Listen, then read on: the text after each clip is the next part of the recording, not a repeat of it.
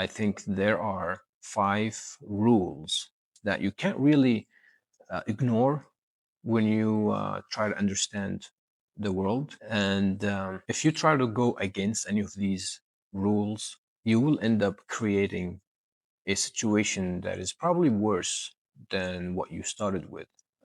So the first rule is basically that the strong gets stronger and the weak gets weaker if things left unchecked. So this is basically the mechanism of how things work. This is how living beings evolved. And a good example of that, the prime lie in fishing. There's a spot, usually behind a rock or a log, that kind of creates a pocket of calm water, and this usually happens in a stream. And this spot provides the easiest way to get food.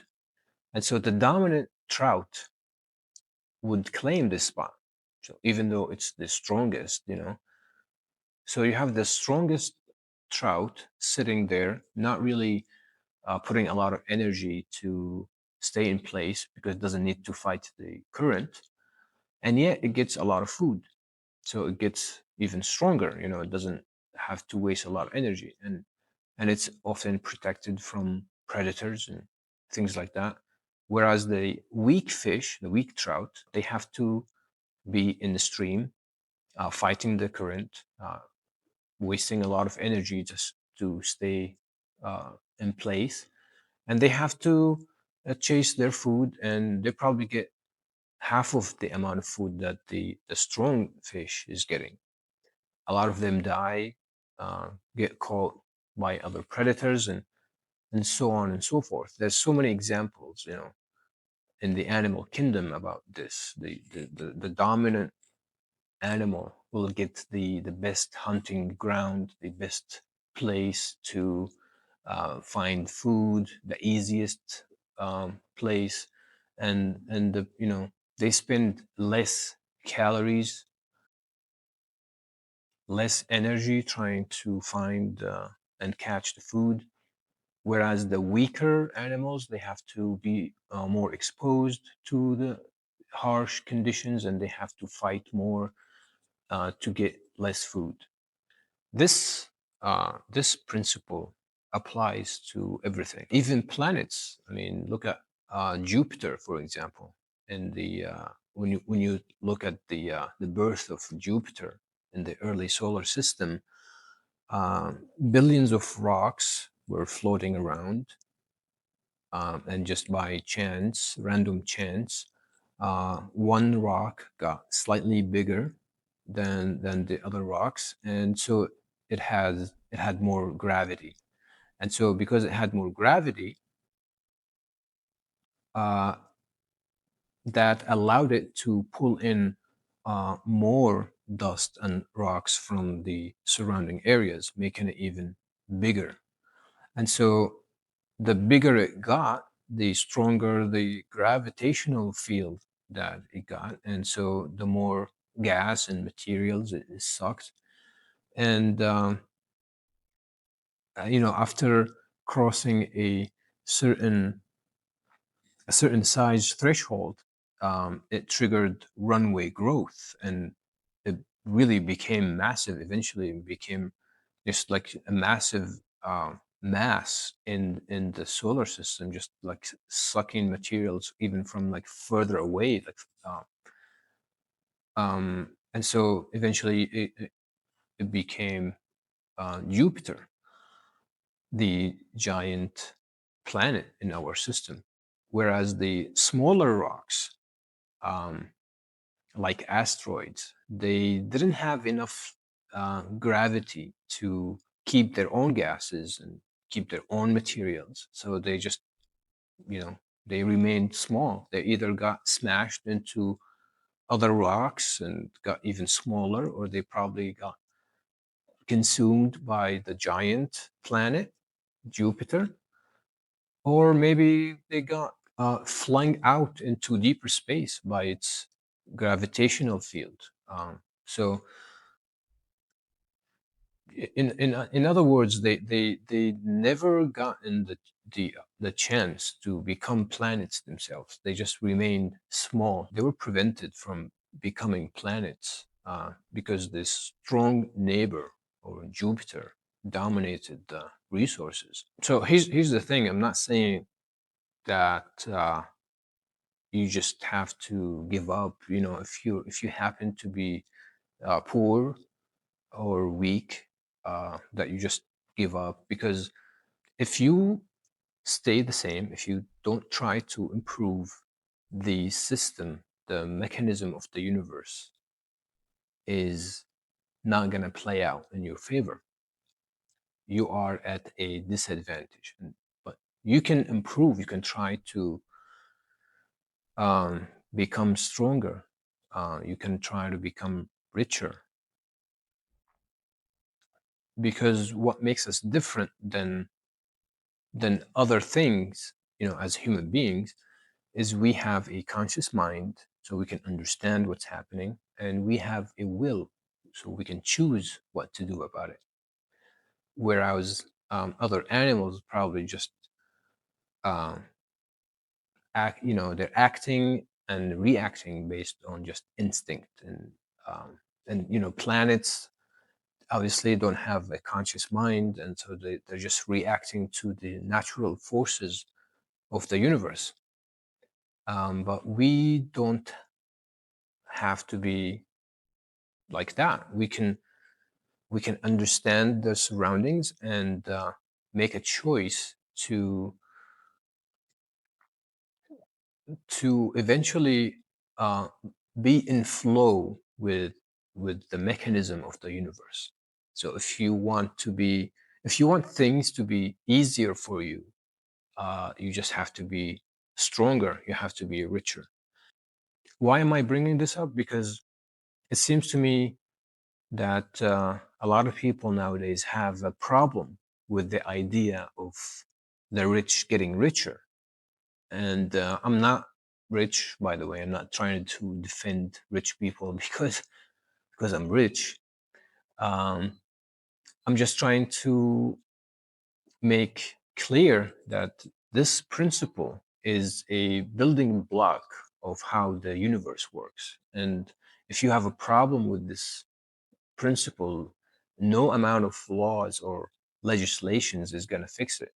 And if you try to create something to combat this law, then you'll end up with a worse situation than what it is. I'm not saying that the world we live in today is okay or has no issues,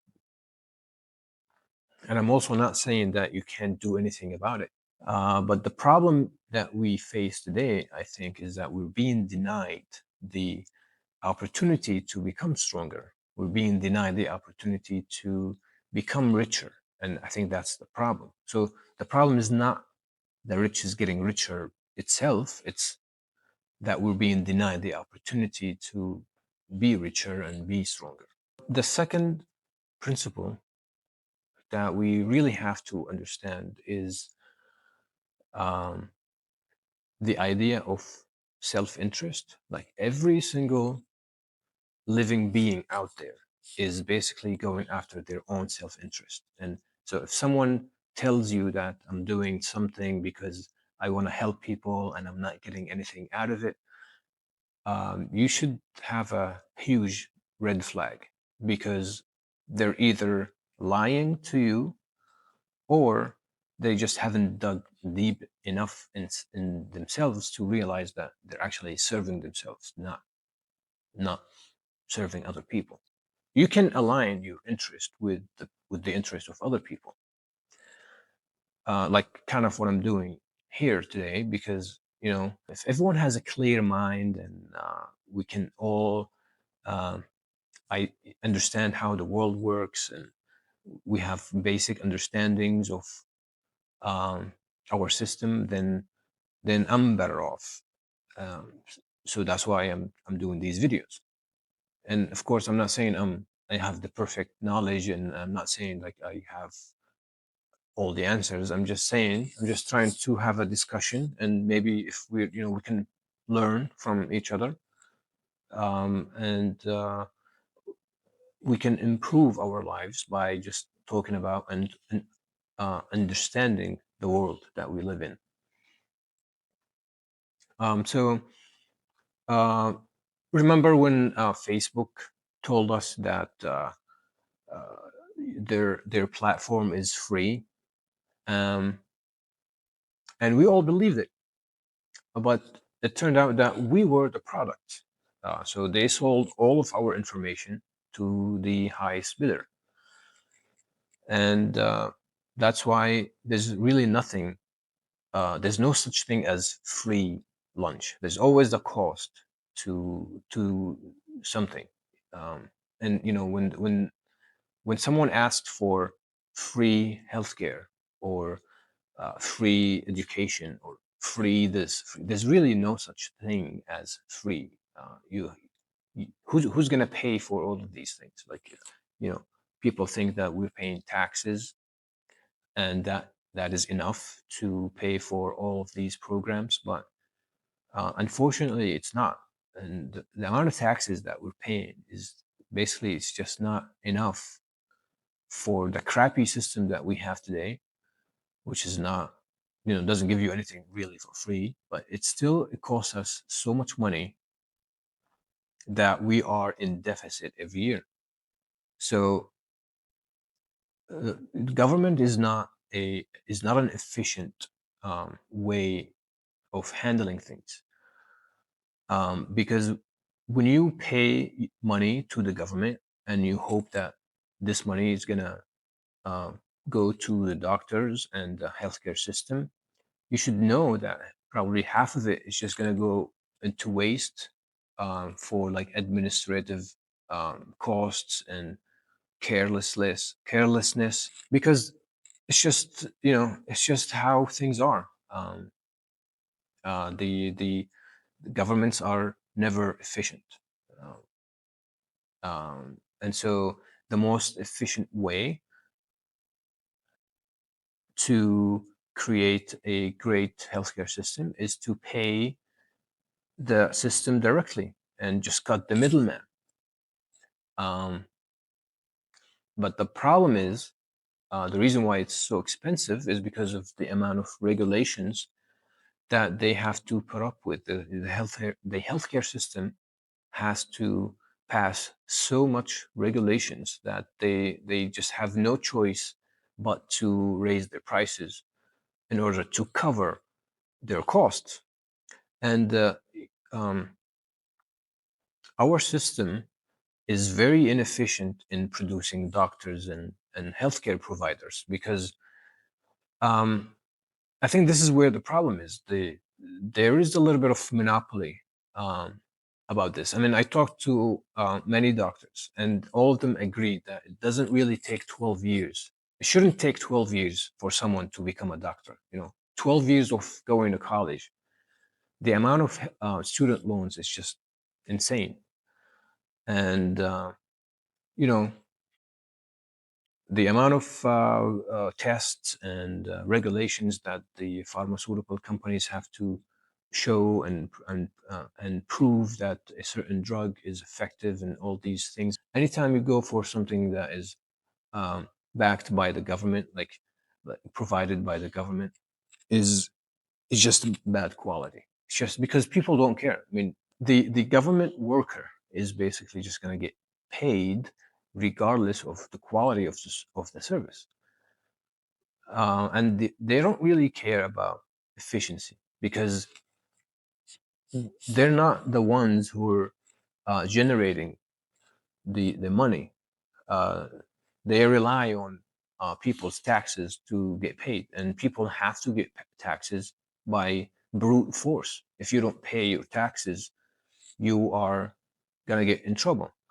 So to the government worker, they're getting paid no matter what happens. So um, that's why um,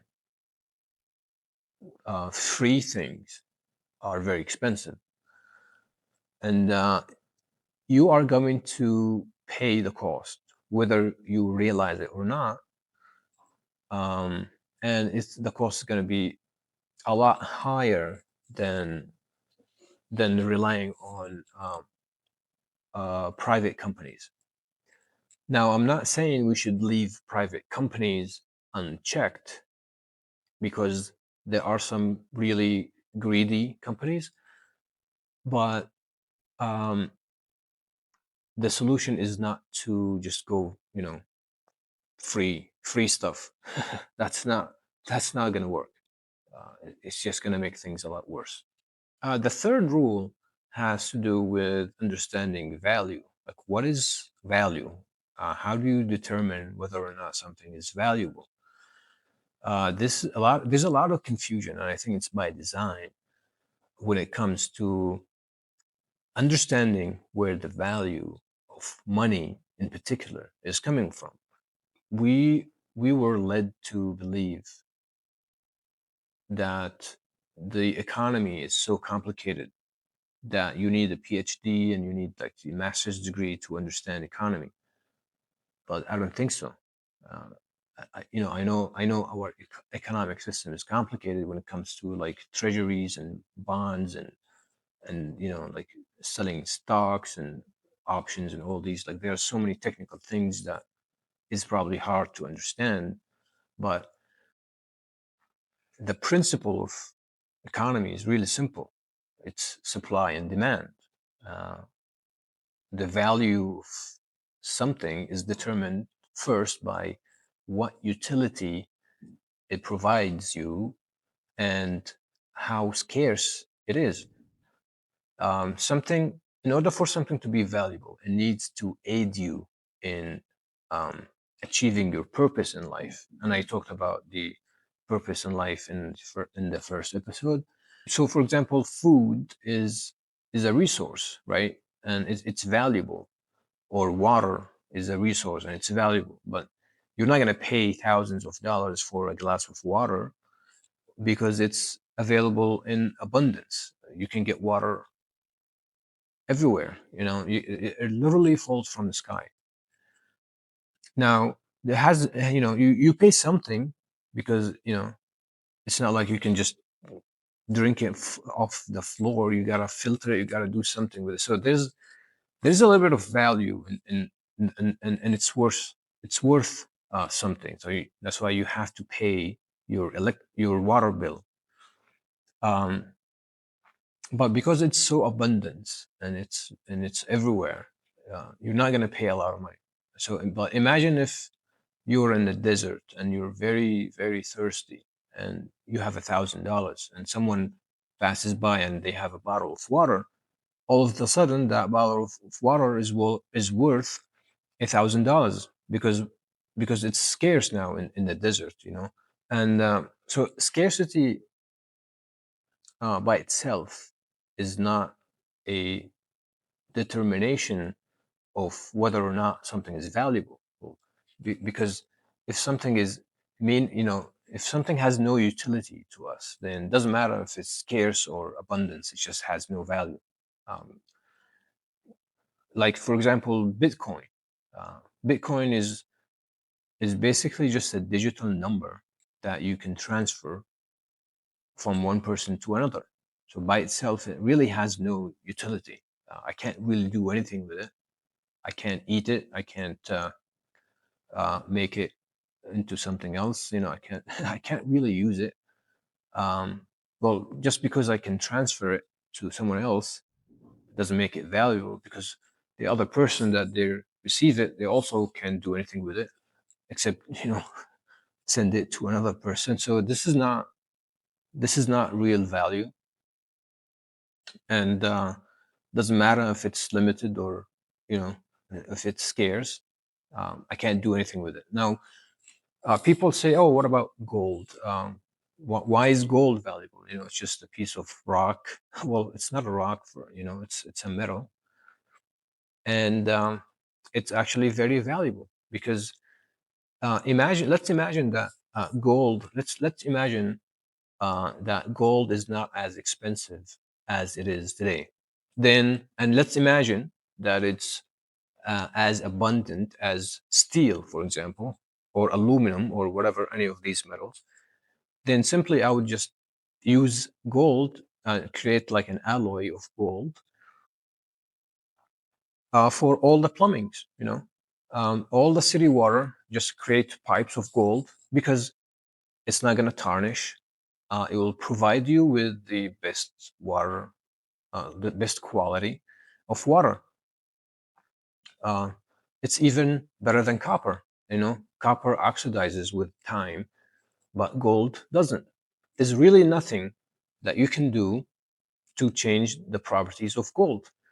And you know, I could make all my silverware from gold. It's not gonna rust. It's not gonna um, tarnish. There's so many components in my car.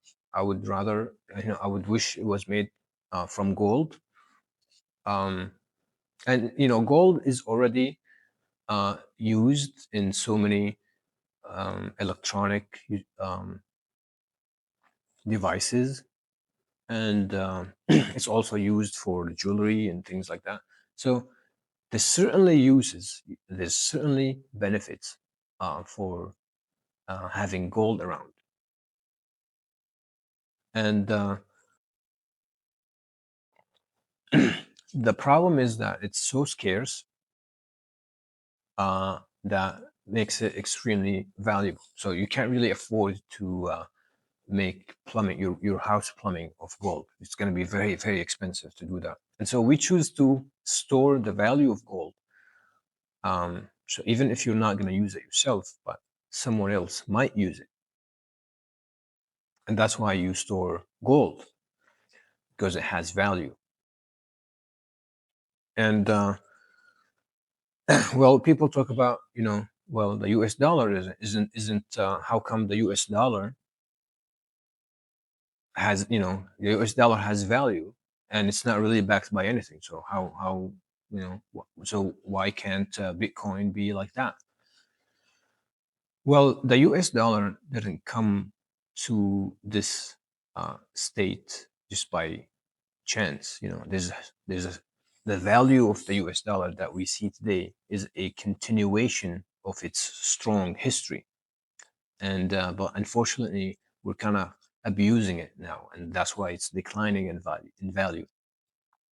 I'm going to talk more about this in future video, but for now, just uh, I just wanted to point out the idea of understanding where value comes from. So the fourth rule is understanding that you have to be nuanced when you try to approach anything in our world. You can't just look at things as either black or white. Um, Absolutes are very rare in the universe that we live in. There are pretty much infinite shades of gray, and you just have to be nuanced. So if you um, generalize, then you're gonna make a mistake. Um, if so, things like racism, bigotry are basically indications of ignorance, and they just create problems because nobody's perfect and nobody is just pure evil. People have a lot of different variations in good and bad, and so you have to be very nuanced when you try to uh, deal with people, when you try to deal with a problem, come up with a law, come up with a solution. You can't just say all immigrants are bad, or you can't just say white people are privileged. And you can't generalize. You just have to be nuanced. I mean, I don't know what else to say. So the last thing I want to talk about is noise or randomness or chaos. And I talked about chaos in the first episode because chaos is the engine that keeps things running. in the universe. It is kind of confusing because when you look around you, you think that what you're seeing is order. Things appear to be running on a very like tight system. Like, we have the Earth spinning. It has exactly the same amount of time it takes to spin the Earth, and Earth is going around the sun, and like, so everything seems to be ordered. But the reality is that it's just chaos. Things are just smashing each other. In fact, things smashed each other so much and so hard and for so long that what you're seeing today is basically the result of that. But the problem is we're only seeing a tiny, tiny amount of time. So, in the eyes of the universe, 300,000 years, which is the amount of time that human beings, Homo sapiens, the human beings are in our image, we've existed for 300,000 years, which is a very long time um, for us. But in reality, 300,000 years is really very, very short amount of time. And the rate of change is kind of not detectable because the chaos is happening at a very slow rate. And for us, it's very hard to notice that. So if you were to fit the entire age of the universe into a 24-hour day, our existence, the mankind, has been around for less than 2 seconds. It's 1.8 seconds. So you can't really see much. 1.8 seconds. It's really, you can't even like register what you're seeing. Um, so chaos is the reason why things break down. It's the reason why your house needs maintenance. It's the reason why your car breaks down and why you need to maintain it. It's the reason why not two living beings are exactly the same. And it's also the reason why we're evolving. And it's the reason why there's always an exception to the rules. And you just cannot ignore it. It doesn't matter what law you try to come up with, doesn't matter what rule you try to come up with, there's always this noise, this randomness, this exception to the rule. And you just have to keep that in mind. So what I've done so far is that I laid the foundation in the first two episodes when I talked about our purpose in life. And I also tried to clear the confusion about religion. Because once you understand your purpose, which is to be the universe's rebellion against chaos, it's to use energy to create order, to nurture your ecosystem, to create a reality so stable and so fulfilling that is worth reproducing. And that's why life feels hard, because you're kind of always going against the universe. You're trying to fight entropy. You're trying to defeat entropy one choice at a time.